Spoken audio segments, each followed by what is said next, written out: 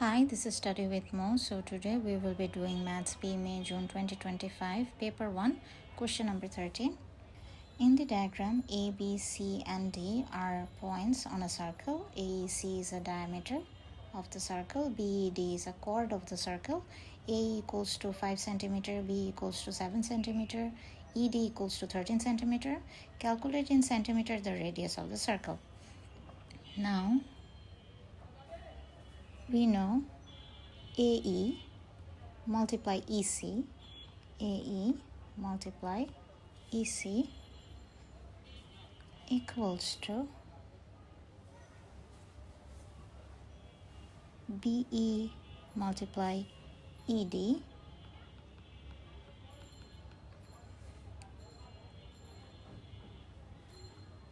Now, if two chords intersects in a circle, then the products of the lengths of the chord segments are equal. So this is the formula. If two chords intersect in a circle, then the products of the lengths of the chord segments are equal. Now we will be writing AE multiply EC multiply BE multiply ED implies that sign. We don't know EC, so EC is the subject. EC is equals to BE multiply ED divided by AE. 7 multiply 13 divided by 5 equals to, let's have a split view. 7 multiply 13 divided by 5 is 18.2 centimeter. Let's have the full screen again.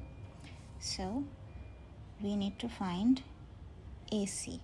This whole thing is my radius. Calculate in centimeter the radius of the circle. Okay, so AC is equals to, we know EC plus AE, 18.2 plus 5, which is 23.2. Now for the radius, since this whole thing is my diameter, radius is equals to diameter divided by 2, which is 23.2 divided by 2.